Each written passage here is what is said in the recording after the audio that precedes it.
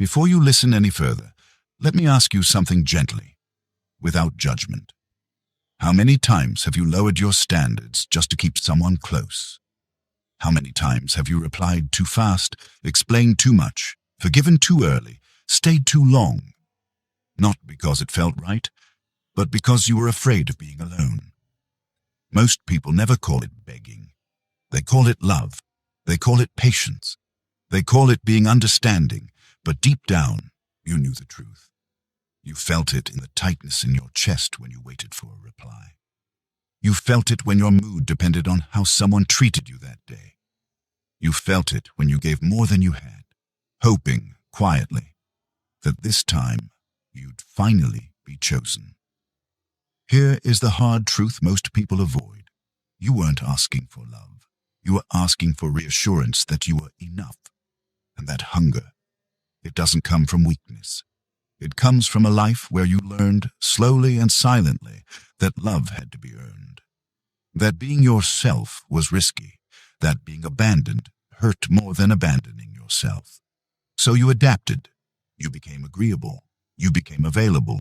You became understanding at the cost of your own voice. And each time you did that, a small part of your self-respect went quiet. This audiobook is not here to shame you for that. It's here to wake you up. Because loving yourself more than anyone else does not mean becoming cold. It does not mean pushing people away. It does not mean choosing loneliness over connection. It means this. You stop negotiating your worth. You stop shrinking to be loved. You stop begging for a place in someone else's life while abandoning your own. Real self-love is not soft. It is grounded. It is disciplined. It is the calm decision to never trade your dignity for attention again. When you love yourself more than anyone else, something quiet but powerful happens.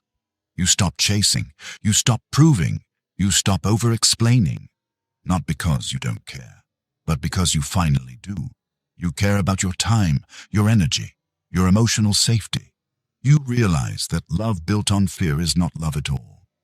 It is attachment, and attachment always asks you to disappear a little. Throughout this audiobook, you will learn why begging for love destroys your inner power, how emotional dependence forms, and how to rebuild a sense of self that does not panic when someone pulls away. You will learn how to sit with silence without filling it, how to set boundaries without guilt, how to walk away without hatred, and how to choose yourself without apology. This is not about becoming unlovable. It's about becoming unbreakable. Because the moment you stop begging for love, the world responds differently to you. People sense it, not consciously, but energetically. They feel that you are no longer available for manipulation, that your presence is a choice, not a plea. And the most important shift of all, you finally stop asking, will they choose me? And you start asking, does this choose me? So take a breath. Slow down. You don't need to fix yourself. You don't need to prove anything. You're here to remember who you were before you learned to beg for love. Let's begin. Chapter 1. Why begging for love destroys your power. Begging for love rarely looks the way we imagine it. It doesn't always involve desperation, tears, or dramatic pleas.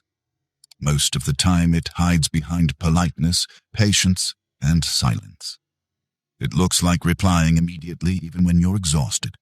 It looks like staying calm while something inside you is breaking. It looks like saying, it's okay, when it isn't. It looks like waiting, hoping, adjusting yourself just enough so the other person won't leave. And every time you do that, something invisible but essential begins to erode. Your power. Power is not dominance. It is not control over others. Real power is self-possession, the quiet certainty that you do not need to beg to be valued. The moment you start begging for love, even subtly, you shift the balance. You place the center of gravity of your life outside yourself. Your mood, your confidence, your sense of worth begin to depend on how someone else responds to you. That is not connection. That is surrender. Begging for love teaches your nervous system one dangerous lesson. My value depends on being chosen. Once that belief takes root, everything becomes a negotiation. You negotiate your needs. You negotiate your boundaries. You negotiate your truth. You become careful instead of authentic, strategic instead of honest, available instead of grounded. And here's the part most people don't want to face. When you beg for love, you're not asking the other person to love you. You're asking them to have power over you. This is why begging never works the way you hope it will. It might keep someone around for a while. It might buy you temporary closeness, but it will never create respect. Respect is born when someone feels that you can stand without them, that your presence is a choice, not a need. That you are with them because you want to be, not because you are afraid to be alone. The more you chase love, the more it runs. Not because people are cruel, but because desperation signals instability, and humans are wired to move away from what feels unstable. Think about it honestly.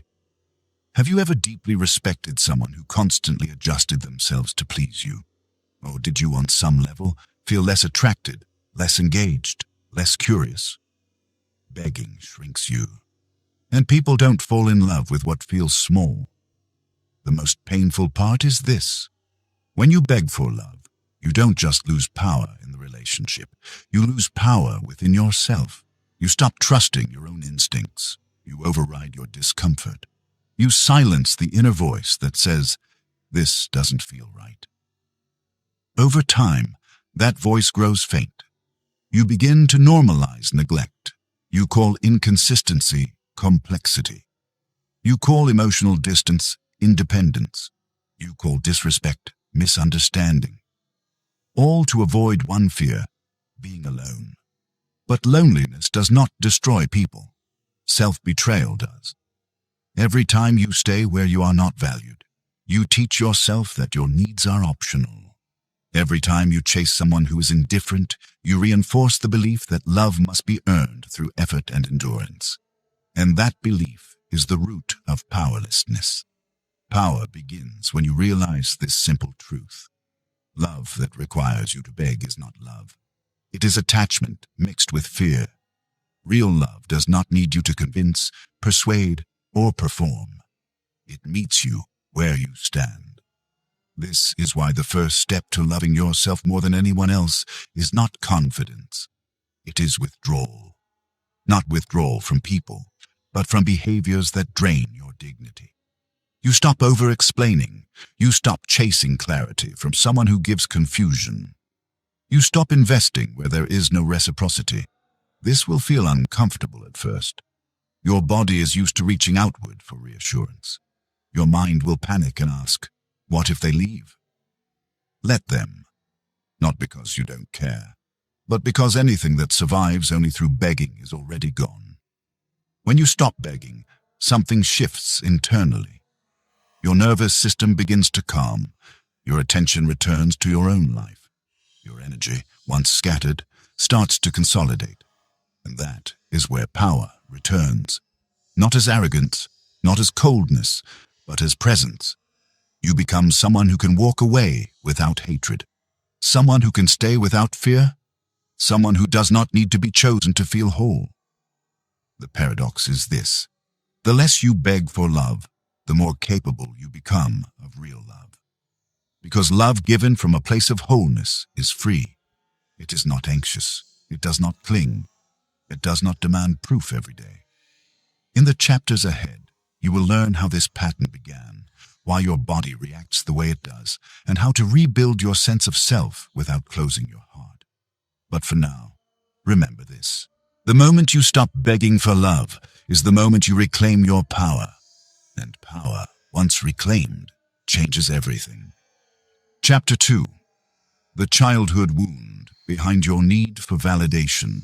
If you have ever wondered why you crave reassurance even when you know better, the answer is not in your current relationship. It lives much earlier than that.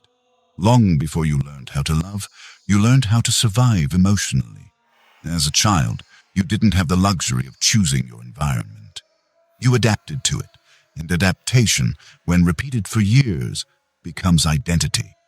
If love was inconsistent, You learned to stay alert. If affection was conditional, you learned to perform. If attention came only when you were quiet, helpful, or impressive, you learned to disappear in certain ways. None of this was conscious. Children do not analyze. They absorb. And what you absorbed was a simple but powerful message. Love must be secured. So you grew up scanning faces, tones, pauses. You learned how to read rooms. You became sensitive to shifts in mood. Not because you were weak, but because you were trained to be vigilant. This is where the hunger for validation is born. Validation feels like oxygen to a nervous system that once learned love could be withdrawn.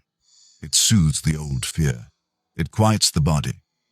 For a moment, it tells you, you're safe, you're wanted, you're okay. But that relief never lasts.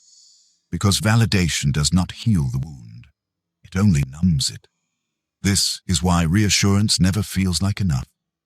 Why one loving message calms you temporarily, but silence sends you spiraling. Why you can receive affection and still feel empty minutes later. You're not addicted to people. You're addicted to relief. And relief is not the same as love.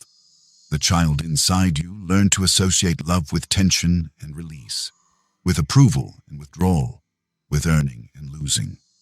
So when you grow up, calm, steady love feels unfamiliar, sometimes even boring. But inconsistency feels magnetic. Your body recognizes it, not because it's healthy, but because it's familiar. This is why you may feel drawn to emotionally unavailable people, why you try harder with those who give less, why you overthink texts, analyze tone, replay conversations. Your nervous system is not asking for love. It is asking for regulation, and it has only learned one way to get it, through external validation. The danger is not that you want reassurance. The danger is that you outsource your sense of worth to other people. When validation becomes your anchor, you lose your center. Your self-esteem rises and falls based on attention. Your peace depends on responses you cannot control. This keeps you emotionally dependent, and emotional dependence quietly destroys self-respect. Because when you need someone else to confirm your worth, you will tolerate things you shouldn't. You will accept mixed signals. You will stay longer than is healthy. You will negotiate your boundaries just to keep the reassurance coming. This is not because you lack strength. It is because no one taught you how to self-soothe. Self-soothing is the ability to sit with discomfort without abandoning yourself. It is the skill of calming your own nervous system instead of demanding someone else do it for you. Most people were never taught this. So they reach outward, they cling, they explain, they overgive. Not because they are needy, but because they are untrained. Healing begins when you stop judging this pattern and start understanding it. You don't shame a wound. You tend to it. The first step is awareness, noticing when your urge for validation activates, noticing the tightness, the anxiety, the mental urgency. Instead of acting immediately, you pause. You tell yourself something new. This feeling is old. I am safe now. This may sound simple, but it is revolutionary. Because each time you soothe yourself instead of reaching outward, you reclaim a piece of your power. You teach your nervous system a new lesson. My worth does not depend on being chosen. At first, this will feel uncomfortable. Your body may resist. Your mind may protest. That is normal. You are rewiring decades of conditioning. But slowly, something shifts. You begin to feel more solid, less reactive, less desperate for proof. Validation stops being a need and becomes a bonus. And from that place, your relationships change. You stop asking, do they approve of me? You start asking, do I feel safe being myself here? This is the foundation of loving yourself more than anyone else. Not confidence, not bravado, but inner safety. When you give yourself what you once begged others for, the hunger fades. And when the hunger fades, you stop chasing love. You allow it. In the next chapter, we will explore how attachment disguises itself as love, and how to tell the difference before you lose yourself again. Chapter 3. Love is not attachment, it's choice. Many people believe they know what love feels like, but what they are actually describing is attachment. Attachment is intense, it is urgent, it grips your chest and whispers, "Don't leave me." Love, real love, feels very different. It is calm, it is spacious. It says, "I choose you, but I remain myself." The confusion between these two is one of the main reasons people lose themselves in relationships. Attachment is rooted in fear. Fear of abandonment, fear of emptiness, fear of facing life alone. Love is rooted in freedom. When you're attached, your nervous system is constantly on alert. You monitor tone. You read into silence. You search for signs that everything is still okay. Your happiness becomes conditional. Good day if they are warm, bad day if they are distant. That is not intimacy. That is dependency. Attachment does not ask, "Do I want to be here?" It asks, "Will I survive if they leave?" And that question alone tells you everything. Love never asks you to disappear. Attachment quietly does. Attachment convinces you that intensity equals depth, that longing equals connection, that pain equals meaning. But intensity is not intimacy, and suffering is not proof of love. In fact, the more attached you are, the less choice you actually have. You stay not because it aligns with you, but because leaving feels unbearable. You forgive not because healing occurred, but because separation feels worse. Choice disappears when fear takes over. Love begins where choice exists. To choose someone means you could walk away, and you don't. Not because you are scared, but because you are aligned. This is why attachment often feels intoxicating at first. Your body mistakes anxiety for chemistry, uncertainty for excitement, inconsistency for mystery. But over time, that same energy exhausts you. You become hyper-focused on the relationship. Your world narrows. Your sense of self fades into managing the bond. Love expands your life. Attachment shrinks it. One of the clearest signs you're attached rather than loving is this. You're more focused on keeping the connection than honoring yourself. You tolerate what hurts. You rationalize what confuses you. You override your intuition just to maintain closeness. And the more you do that, the less real the relationship becomes. Because love requires truth. Truth about your needs. Truth about your limits. Truth about who you are. Attachment avoids truth because truth might threaten the bond. This is why attached people often struggle to speak honestly. They fear rocking the boat. They fear being too much. They fear asking for clarity. Love does not fear honesty. It needs it. Another quiet sign of attachment is urgency. The need to define things quickly. The pressure to secure reassurance. The panic when things feel undefined. Love unfolds. Attachment rushes. Love trusts timing. Attachment demands certainty. This does not mean love is passive. It means love is grounded. When you love yourself more than anyone else, you begin to notice this difference clearly. You ask different questions. Instead of, "How do I make this work?" you ask, "Does this support who I am becoming?" Instead of, "How do I keep them interested?" you ask, "Do I feel respected here?" Instead of, "What if I lose them?" you ask, "What am I losing by staying?" These questions bring you back to choice. And choice is power. When you choose, you're not at the mercy of fear. You're acting from alignment. This is why emotionally mature love feels stable, not dramatic. Why it feels safe, not chaotic. Why it nourishes rather than consumes.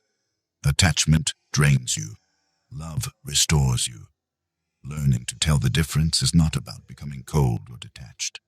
It is about becoming honest. Honest about what you feel. Honest about why you stay. Honest about whether fear or freedom is driving your decisions.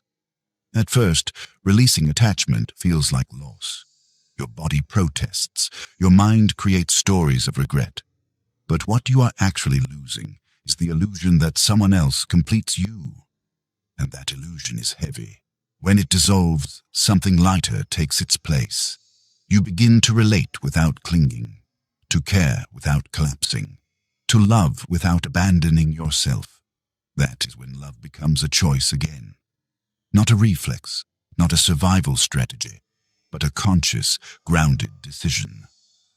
In the next chapter, we will look at one of the most painful consequences of attachment, how abandoning yourself becomes the price you pay to keep others close, and how to stop making that trade. Chapter 4. Why you abandon yourself to keep others. Self-abandonment rarely feels dramatic in the moment. It feels reasonable. It feels like compromise. It feels like being understanding. But over time, it becomes the quiet erosion of who you are.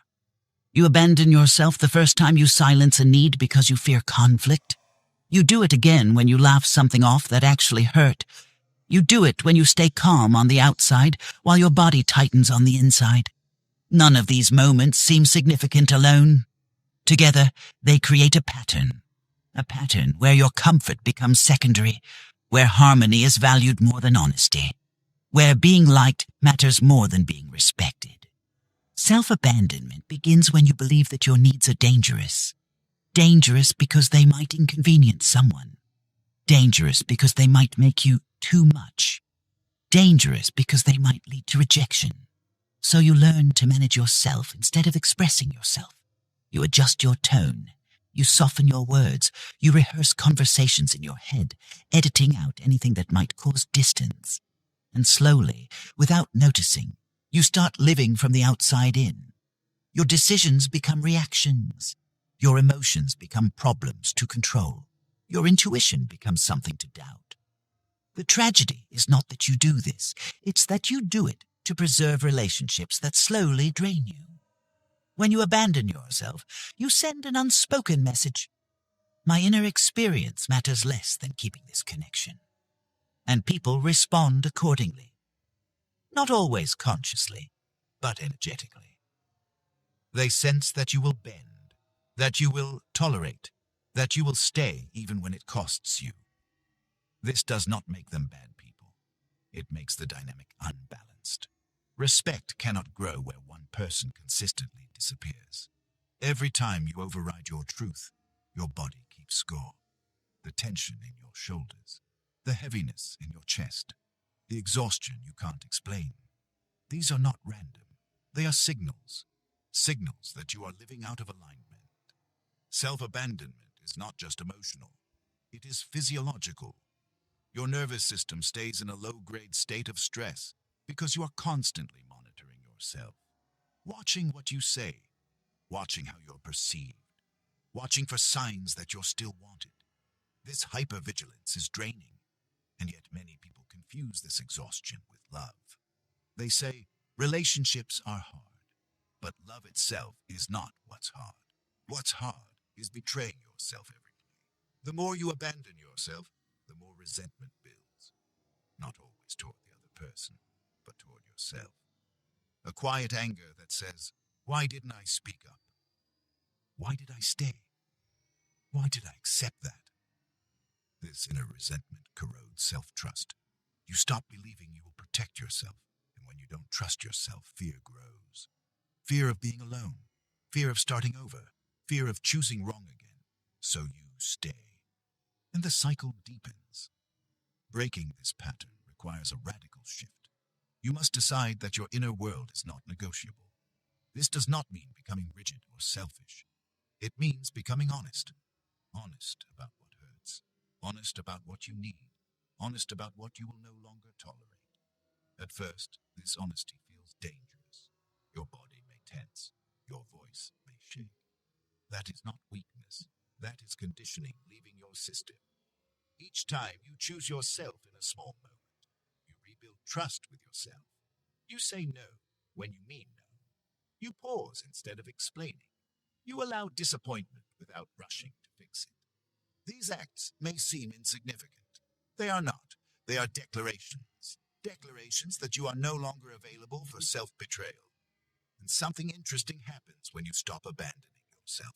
You become calmer, not because life gets easier, but because you're no longer at war inside. You stop chasing approval. You stop contorting yourself to fit. You stop negotiating your worth. Some people will resist this change. They benefited from your silence. Let them. Anyone who requires your self-abandonment to stay close is not aligned with your growth. The relationships that remain will feel different, less dramatic, more real. Because love that requires you to disappear is not love. It is control disguised as connection. In the next chapter, we will explore the fear that keeps self-abandonment alive, the fear of being alone, and how learning to sit with loneliness without panic restores your strength. Chapter 5. Learning to sit with loneliness without panic. Loneliness is one of the most misunderstood human experiences. Most people don't fear being alone. They fear what being alone makes them feel. The silence, the lack of distraction, the sudden confrontation with their own thoughts. So they rush to fill the space. They text people who drain them. They stay in relationships that no longer nourish them. They tolerate confusion because certainty feels safer than emptiness. But loneliness itself is not the enemy. Panic is. Panic is what happens when you believe that being alone means something is wrong with you, that it is a failure, that it confirms your deepest fear. I am unlovable. This belief is not innate, it is learned. Somewhere along the way, you were taught that connection equals worth, that being chosen equals value, that being alone equals rejection. So when you find yourself without someone's attention, your body reacts as if you're in danger. Your heart races, your mind spirals. You feel the urge to fix, to reach, to attach. This is not weakness, it is conditioning. But when you act from that panic, you reinforce the very fear you are trying to escape. You teach yourself that you cannot handle solitude, that you need someone else to regulate your emotions, that being alone is something to avoid at all costs. And that belief makes you vulnerable. Because when you fear loneliness, you will accept almost anything to escape it. You will accept inconsistency. You will accept emotional unavailability. You will accept less than you deserve. Learning to sit with loneliness without panic is not about liking it.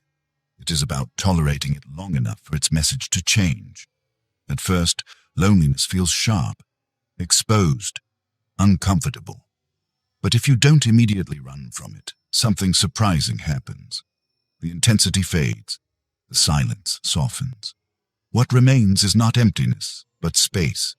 Space to feel your own presence again. Space to notice your own rhythms. Space to remember who you are when no one is watching. Loneliness becomes a mirror. It shows you where you've been outsourcing your sense of self. It reveals the parts of you that have been neglected in the pursuit of connection. This is why solitude feels threatening to people who have spent their lives people-pleasing. Without others to reflect themselves back, they feel undefined. But this undefined state is not a void. It is a beginning. When you learn to sit with loneliness, you develop emotional endurance. You prove to yourself that discomfort is survivable, that your feelings rise and fall without external rescue. This builds a quiet confidence, not the loud kind that needs validation, the steady kind that doesn't panic when someone pulls away. This is the confidence that changes everything. Because when you no longer fear being alone, your choices become cleaner. You stop staying out of fear. You stop chasing out of anxiety. You stop attaching out of desperation. You choose from clarity. Loneliness, when faced consciously, becomes training for emotional independence. It teaches you to self-soothe, to regulate your nervous system, to stay present without distraction. Simple practices help here. Sitting in silence for 10 minutes without your phone, taking walks without music, eating a meal alone without rushing. These acts may seem small. They are not. They teach your body that solitude is not abandonment, it is safety. At first, your mind will resist. It will reach for memories, worries, plans. And that's okay. You don't need to empty your mind. You need to stop running from yourself. As you grow more comfortable with being alone, your relationships shift naturally. You no longer need constant reassurance. You no longer interpret space as rejection. You no longer collapse when someone is unavailable. You begin to enjoy connection instead of clinging to it. And paradoxically, this makes you more attractive. Not because you are playing hard to get, but because you are grounded. People feel when you are choosing them, not using them to escape yourself. Loneliness loses its power when you stop treating it like a problem to solve. It becomes a state to pass through, a teacher, a doorway. And once you learn to walk through it calmly, you are no longer controlled by fear. In the next chapter, we will explore how emotional independence is built, not by suppressing feelings, but by mastering your responses to them. Chapter 6. The Discipline of Emotional Independence. Emotional independence is often misunderstood. Many people imagine it means not needing anyone, not feeling deeply, or shutting down emotionally. But emotional independence is not emotional numbness. It is emotional responsibility. It is the ability to feel fully without handing control of your inner state to someone else. It is knowing that emotions can move through you without dictating your actions. Most people were never taught this. They were taught to react, not to respond. A message arrives late and anxiety spikes. A tone shifts and the mood collapses. A small rejection spirals into self-doubt. These reactions feel automatic because they are. They are patterns stored in the nervous system, formed long before conscious choice was available. Emotional independence begins when you insert a pause. Not a long pause, not a forced calm. Just enough space to notice what is happening inside you. You feel the surge, the tightening, the urge to explain, fix, or defend. Instead of acting, you stay. This moment, this tiny gap between feeling and reaction, is where freedom lives. Without it, emotions run your life. With it, emotions inform your life. There is a crucial difference. When emotions run your life, you chase relief. You say things you don't mean. You apologize for things that aren't wrong. You overextend to restore comfort. When emotions inform your life, you listen without surrendering control. You allow anger to show you a boundary. You allow sadness to reveal a loss. You allow fear to highlight what matters. But you decide what to do next. This is discipline, not suppression, not denial, but containment. Emotional independence requires you to tolerate discomfort without outsourcing it. Instead of asking, "How do I make this feeling stop?" you ask, "What is this feeling asking me to notice?" This shift changes everything. You stop blaming others for your inner state. You stop expecting people to regulate you. You stop handing your peace to circumstances you cannot control. This does not make you cold. It makes you steady. Steadiness is deeply attractive because it feels safe, not only to others, but to yourself. When you know you can handle your emotions, you stop fearing them, and when you stop fearing them, they lose their power over you. Emotional independence also changes how you relate to conflict. Instead of reacting immediately, you slow down. You choose your words. You speak from clarity instead of intensity. You don't need to win. You don't need to prove. You don't need to be right at all costs. You need to be aligned. This alignment comes from knowing who you are even when emotions rise. Without emotional independence, relationships become emotional battlegrounds. With it, they become spaces for growth. You stop using emotions as weapons or shields. You stop punishing silence or demanding reassurance. You stop confusing emotional intensity with truth. At first, this discipline feels unnatural. Your body wants to move, to discharge energy, to reach outward. Let it want. Discipline is not the absence of urge. It is the ability to not obey every urge. Each time you stay present instead of reacting, you strengthen a new pathway, a pathway of choice. This choice restores your dignity. You no longer need to explain yourself to be okay. You no longer need someone's response to validate your reality. You no longer need immediate resolution to feel safe. You trust yourself to handle uncertainty, and that trust becomes your anchor. Over time, emotional independence brings a quiet confidence, a sense that no matter what happens, you will not abandon yourself. You may feel pain, but you will not collapse. You may feel loss, but you will not beg. You may feel anger, but you will not destroy. This is power, not the loud kind. The kind that holds. The discipline of emotional independence allows you to love without losing yourself, to care without clinging, to engage without fear.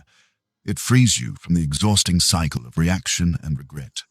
And most importantly, it returns authority to where it belongs, inside you. In the next chapter, we will explore how overgiving becomes a subtle form of self-rejection and how learning to give less with intention restores balance and respect. Chapter 7. Stop overgiving to feel worthy. Overgiving often disguises itself as kindness. It looks generous, it sounds selfless, it feels like love. But beneath the surface, it is frequently driven by something else entirely, the hope that giving more will finally make you worthy. You give your time even when you are tired. You give your understanding even when you are hurt. You give second chances before the first wound has healed. Not because you are abundant, but because you are afraid of being replaceable. Overgiving is rarely about the other person. It is about proving your value. Somewhere along the way, you learn that love responds to effort, that if you show up enough, try hard enough, sacrifice enough, you will be chosen. So you give preemptively. You anticipate needs. You soften conflicts. You make yourself useful. And for a while, it seems to work. People appreciate you. They rely on you. They stay. But appreciation is not the same as respect, and reliance is not the same as reciprocity. Over time, the imbalance grows. You begin to feel unseen, unmet, exhausted. You start asking quietly, why do I give so much and receive so little? The painful answer is this: because you taught people that access to you does not require effort. When you give without limits, you remove the invitation for others to show up. You leave no space for reciprocity, no room for mutual investment, and without mutual investment, connection weakens. Overgiving also keeps you disconnected from your own needs. You become so focused on providing that you forget to ask yourself what you want, what you feel, what you need. This disconnection erodes self-worth, because worth that is based on usefulness is fragile. The moment you stop giving, you fear losing love. So you keep going. You convince yourself you are just that kind of person. Caring, understanding, low maintenance. But deep down, resentment builds, not always toward others, but toward yourself. You wonder why you keep ending up depleted, why relationships feel one-sided, why love feels like labor. The truth is uncomfortable but freeing. Overgiving is a form of self-rejection. Each time you give beyond your capacity to secure connection, you tell yourself your presence alone is not enough, that you must add value to earn belonging. This belief keeps you trapped. Healing begins when you stop giving automatically and start giving intentionally. Intentional giving asks a different question. Do I want to give this, or am I afraid not to? Fear-based giving drains you. Choice-based giving nourishes you. Learning to give less does not make you selfish. It makes you honest. Honest about your limits. Honest about your energy. Honest about your needs. At first, giving less will feel wrong. Your body may tense. Your mind may warn you that people will leave. Let that fear surface. Because anyone who only stays when you overextend was never connected to you, only to what you provided. When you slow down your giving, something revealing happens. Some people step forward. They check in. They contribute. They meet you halfway. Others fade. This is not loss. It is clarity. You begin to see who values you and who benefits from you. This clarity restores balance. You stop pouring into empty containers. You start investing where energy flows both ways, and with balance comes respect. People respect what has boundaries. They respect what is not endlessly available. They respect what cannot be taken for granted. When you stop overgiving, your presence gains weight. Your yes becomes meaningful. Your no becomes trusted. Your time becomes valuable. You no longer perform for love. You participate in it. This shift also changes how you feel about yourself. You begin to experience rest without guilt, silence without anxiety, distance without panic. You learn that you are allowed to receive, that you are allowed to need, that you are allowed to be held as well as hold. Love becomes lighter, not because you care less, but because you are no longer bleeding to stay connected. Overgiving was never the proof of your worth. It was the symptom of forgetting it. When you give from fullness instead of fear, love finds its natural balance. In the next chapter, we will explore how boundaries, often misunderstood as walls, are actually the highest expression of self-love and the key to sustaining healthy connection. Chapter 8. Boundaries are the highest form of self-love. For many people, the word boundary carries tension. It sounds harsh, cold, like rejection. But boundaries are not walls. They are definitions. They define where you end and where another person begins. They protect your inner world so that connection can exist without collapse. If you grew up learning that love required compliance, boundaries may feel threatening. You may associate them with conflict, abandonment, or guilt. So instead of setting them, you adapt. You tolerate what drains you. You explain what should be obvious. You endure what slowly erodes your peace. And you call it love. But love without boundaries becomes self-erasure. Boundaries are not about controlling others. They are about governing yourself.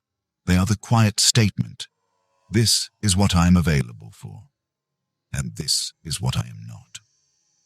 Without boundaries, you live in reaction. You respond to demands. You adjust to expectations. You absorb emotions that are not yours to carry. This constant openness may look generous, but it is unsustainable. Your energy leaks. Your clarity blurs. Your resentment grows. Boundaries restore structure. They give your nervous system something solid to lean against. They allow you to stay present without becoming overwhelmed. They make connection safer, not smaller. One of the greatest myths about boundaries is that they push people away. In truth, they reveal who can meet you with respect. People who value you will adapt.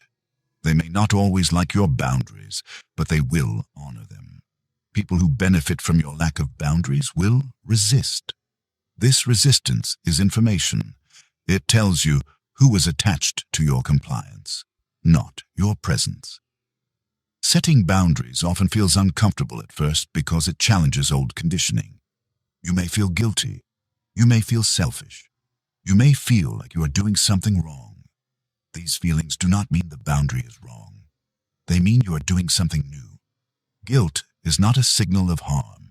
It is a withdrawal symptom from people-pleasing. Boundaries require clarity more than strength. You do not need to justify them endlessly. You do not need to over-explain. You do not need permission. Simple language is enough. This doesn't work for me. I'm not available for that. I need time. These statements are not attacks. They are truths. When you state a boundary calmly, you anchor yourself. You signal self-respect without hostility. You create space for authentic response. Boundaries also protect you from resentment. Resentment builds when you say yes but mean no. When you give but feel forced. When you stay silent but feel violated. By honoring your limits early, you prevent emotional debt from accumulating. This is one of the most loving acts you can perform, for yourself and for others. Because clear boundaries remove confusion, they allow people to engage with you honestly. They replace unspoken expectations with visible agreements. Boundaries also deepen intimacy. When you are not constantly guarding yourself from being overwhelmed, you can show up more fully. When you trust that you can say no, your yes becomes real. This authenticity creates connection that is grounded, not fragile. Many people fear that boundaries will make them alone. In reality, boundaries filter. They remove what drains you and preserve what nourishes you. You may lose access to certain dynamics. You may lose people who relied on your silence.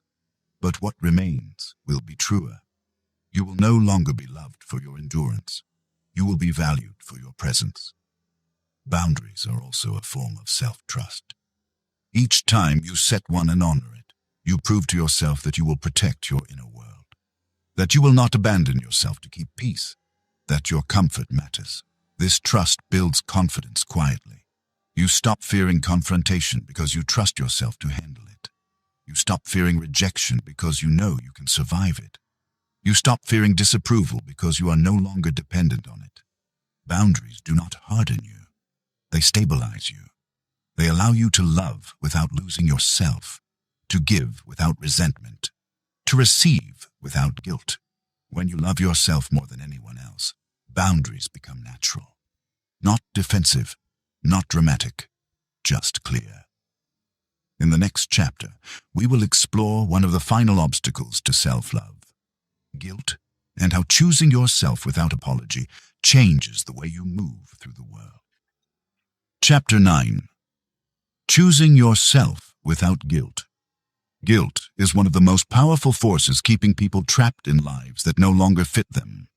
It whispers that choosing yourself is selfish, that prioritizing your needs is a betrayal, that saying no makes you ungrateful, cold, or unloving. For many, guilt appears the moment they begin to change, the moment they stop overgiving, the moment they set boundaries, the moment they stop explaining themselves. And because guilt feels so uncomfortable, people often retreat. They apologize for growing. They undo their progress. They return to familiar patterns just to feel good again. But guilt is not a moral compass. It is a conditioned response. Most guilt around self-prioritization comes from old agreements you never consciously made. Agreements that said, keep the peace, don't disappoint, put others first.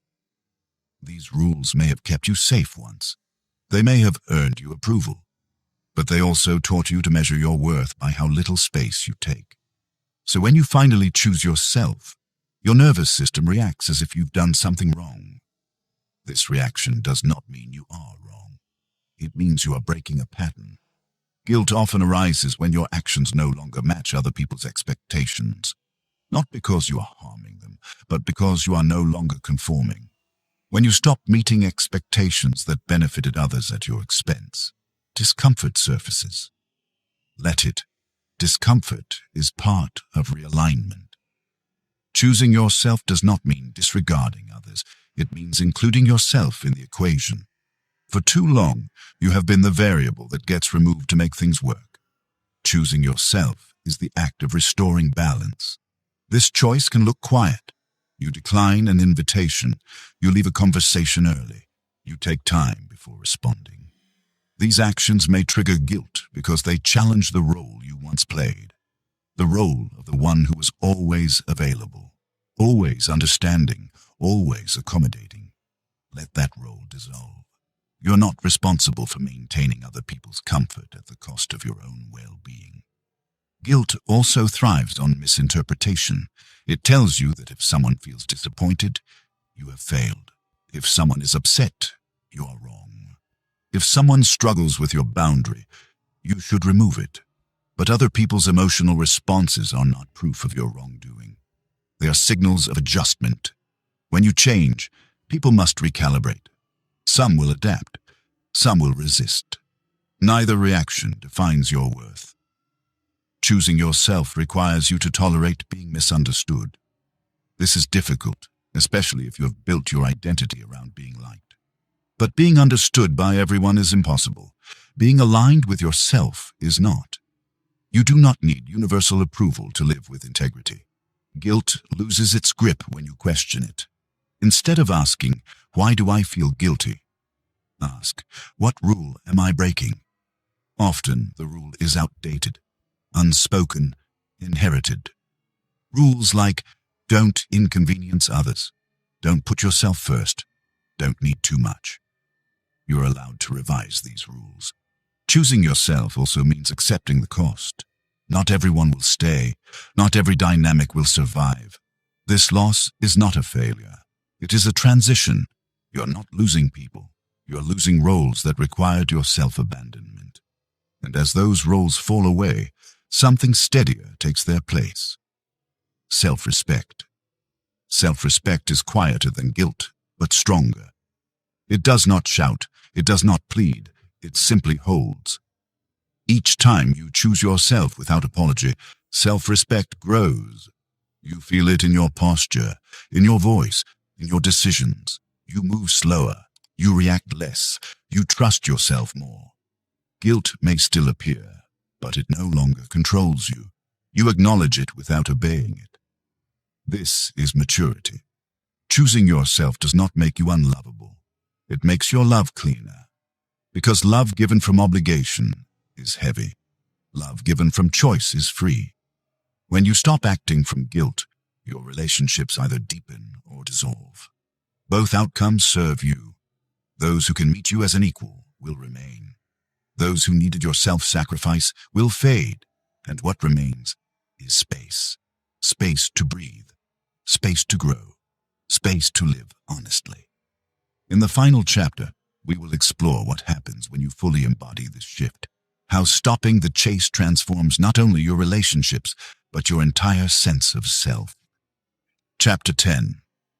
When you stop begging, everything changes.